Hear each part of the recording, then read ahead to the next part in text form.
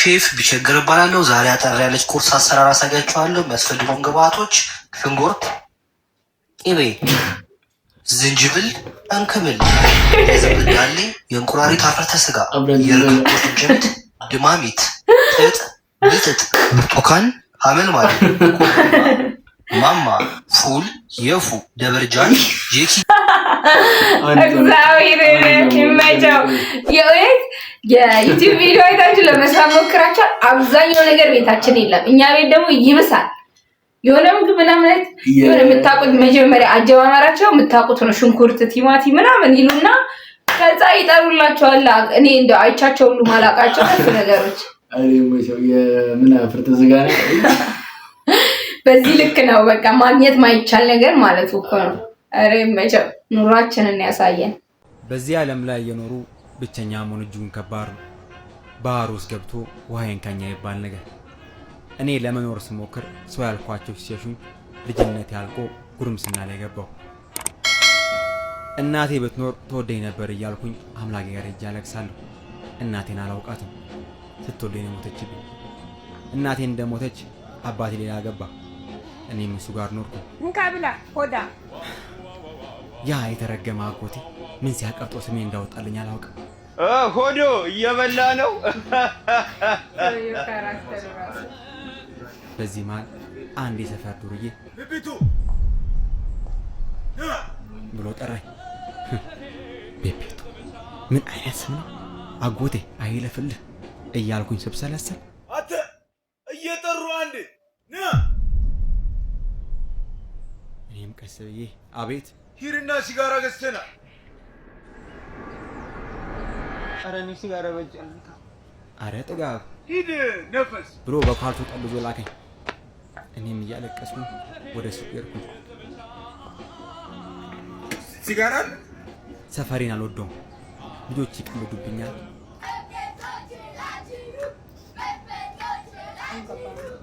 የኔ ኩዮች ይልኩኛል። እድሜ ጠገብቶቹ ደግሞ ከንፈራቸውን ይመጡብኛል። ቤብተው ኩዮቹ ይበላብህ። እናም አልወደውም ሰፈር። ከሰፈሬ ጠፍቼ እንዳልወጣ የሚያደርገኝ ሁለት ምክንያት ነው። አንደኛው የሰፈራችን ደብር እቺ ቤተክርስቲያን ነች።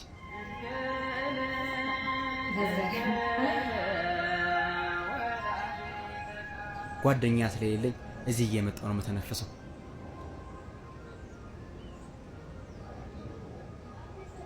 ሁለተኛዋ ደግሞ ውቢት ናት።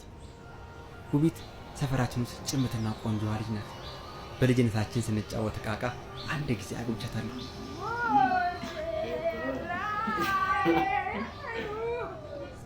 ሁሌ ለስራ ከቤት ወጣ ቀደም ንጋቱን ከውቢት ውበት ጋር አያዋለሁ።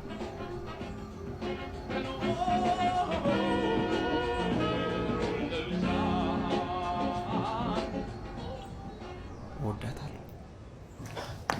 አረባክ አረ ድፍረት ስጠኝ። አንድ ቃል ላውጣ። ድፍረት አንድ ቃል ላውጣ። አረ ጌታ እባክህ። ለውቢት ታክሲ ምጋፋላት እኔ ነኝ። ቄራ ሜክሲኮ ቄራ አረ ቃስ እያላችሁ ይሞላል እኮ እንዴ! አረ ቃስ በሉ ምን በእናትህ ጅራት። አረ አንተ ምን እሺ ሁሌ ለሴት አረ አይነፋም ባል ሴት እሷ ሴት ብቻ አይደለችም። እሺ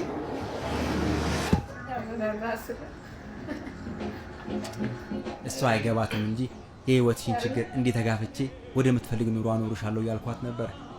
አንድ ቀን ከስራ ስትመጣ እስከ ቤቷ ድረስ እንድሸኛት ጠየቅኳት። አላሳፈረችኝም። እሺ አለችኝ። እሺ በማለቷ ልዩ ሆንኩ መሰለኝ። አቤት ወቷም ገነነቱ ካፌ ምንም ቃል ሳይወጣ ሰፈራችን ሱቅ ጋር ደረሰ።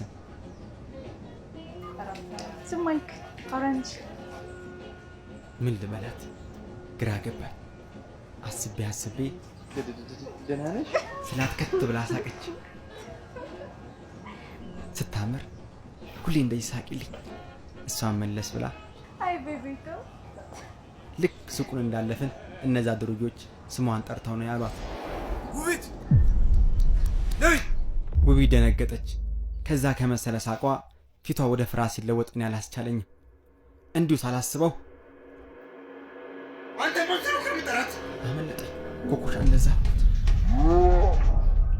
ዞር ብዬ ውቢትን አንቺ ቤትሽ ግቢ ሂጂ። በአይኔ ሸኘኋት። ሴት የላከው ሞተ። ልክ ወደ ቤቷ እንደገባች ሳረጋገጥ ወደ እነ ኩኩሻ ጋር እኔው ራሴ ሄድኩኝ። ይቅርታ ንግሬን ሳልጨርስ አፈር ደባለቀ።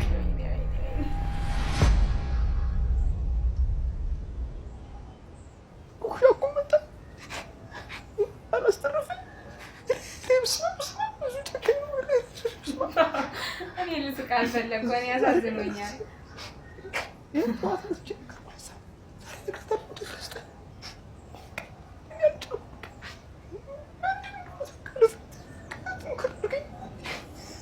ውቢት የምነግርሽ ነገር አለ። ምን?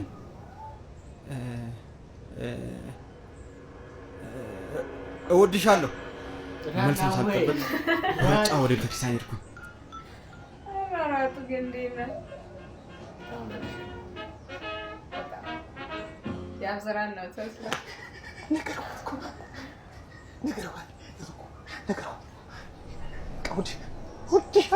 ከጀርባዬ አንድ ድምፅ ሰማሁ። እኔም እወዳለሁ። ህይወቴን ሙሉ የምጠብቀው ቃል ውቢት ናት። ውቢት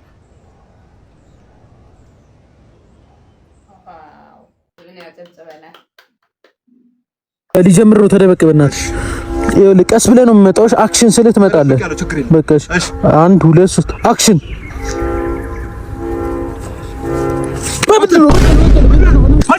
ያዘው አንተ በቀሉ ያዘው ጆኒ እንኩራይታ ያዘው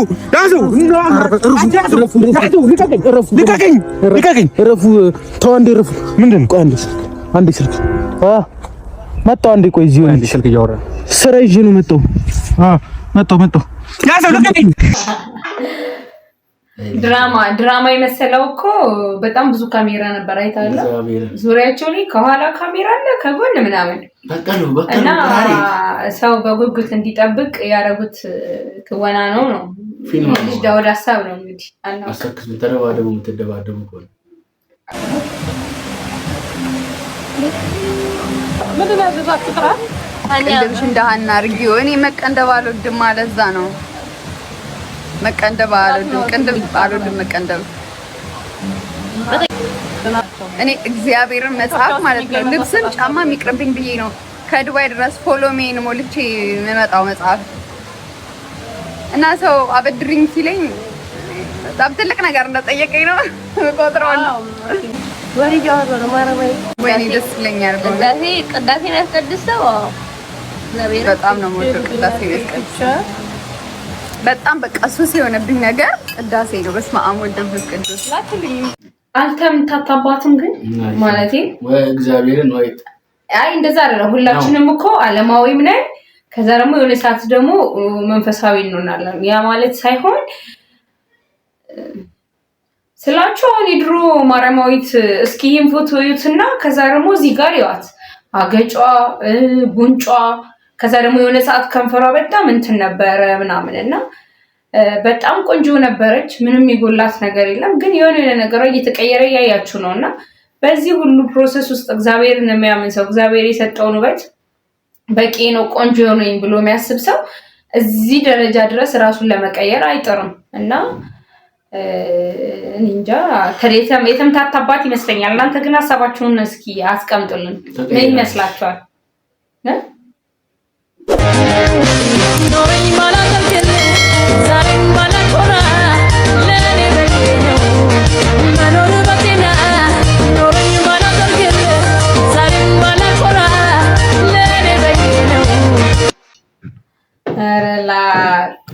ተው እንጂ ከካሜራ ጀርባና ከካሜራ ፊት የሚደረግ ነገር ላይ እንጂ ድመት ነው። ባለፈው ህይወቱ ድመት ነበር መሰለኝ። አሁን ወደ ሰው ተቀየረ ነው። አረ በጣም ደስ አይልም። አረ ሰክስ በስመ አብ ምን አይነት ነገር ነው? መገደል አለበት ወንዱ ነው። እሷ ናት እንጂ ኖሮኝ ባላደርግልህ ትላለች እንዴ? ተላሰች። ከዚህ በላይ ኖሮኝ ባላደርግልህ ሌላውን ወይ ደግሞ ቪዲዮ ስሪኝ ፓርት በላይ አይሻል? አይ ግን የምር ኖሮኝ ባላደርግልህ ካገኘው በኋላ አይ ግን ሴቶች በቃ የምትቀርቡ ነገር ላይ ቪዲዮ አድርጊልን በቃ ፈልገናል። ምኑን ሌላ